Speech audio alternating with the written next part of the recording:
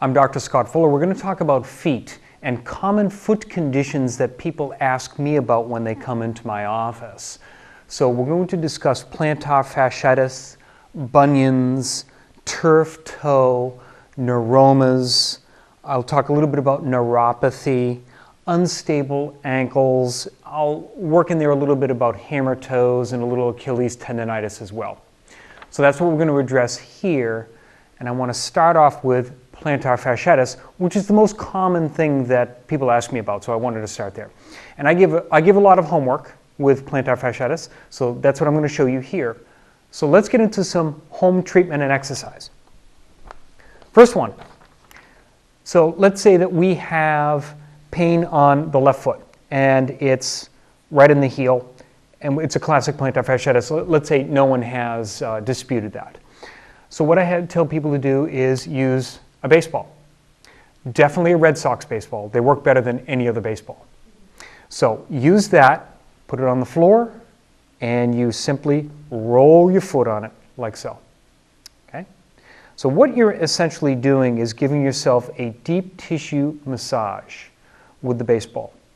There are many other techniques that you can utilize and structures and equipment and so forth. There are foot rollers that you can use. There are all kinds of contraptions that are available. I just tell people, use a baseball. Almost everybody has one. So go ahead and do this. The beauty of doing it when you're sitting is you can regulate how much pressure you're putting on the foot.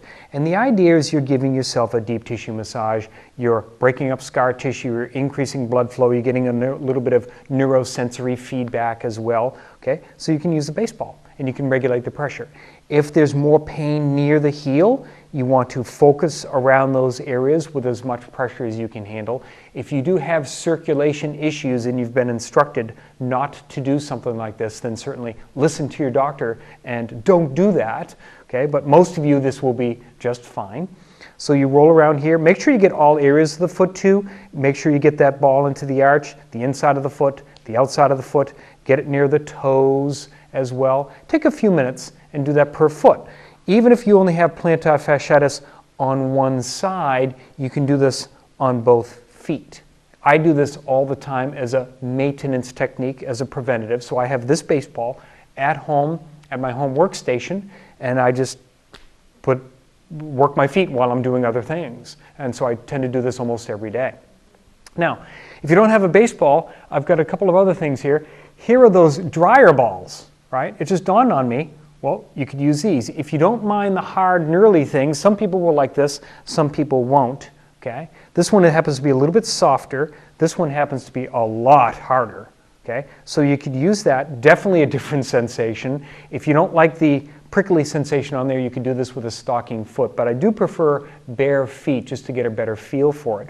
So you could use a dryer ball if you wanted to in a pinch. There are ones that you can buy online. This one is called Rubz, R-U-B-Z. So it's not quite as sharp points as well, and that looks pretty good. Yes, you can use a golf ball. Some people ask me about golf balls. Sure thing, you can use a golf ball if you want to. You can use a softball. Now the reason I'm not saying a frozen water bottle is these balls here that I'm using have a lot smaller contact surface. So you tend to get into the nooks and crannies of the foot and the plantar fascia and so forth by using these different techniques here. That's why I like these better. You can use a frozen water bottle. I'll get into that in a minute. So I always tell people start off with this. Do it every day, a couple of minutes per foot, maybe a couple of times a day if you want to. Okay?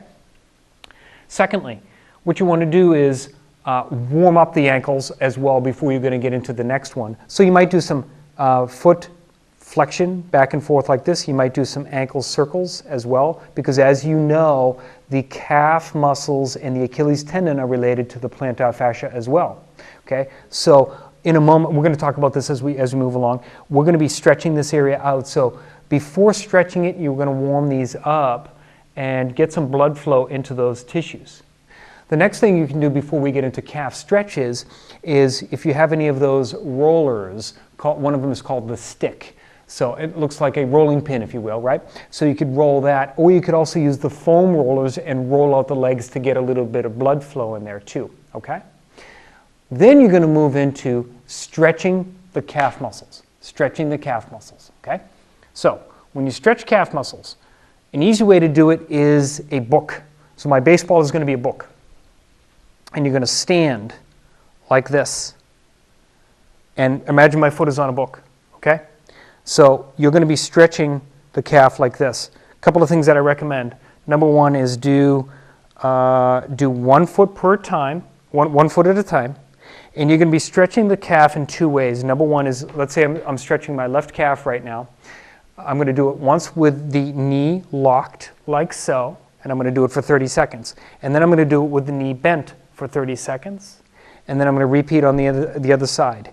Knee locked, 30 seconds minimum. Knee bent, 30 seconds minimum.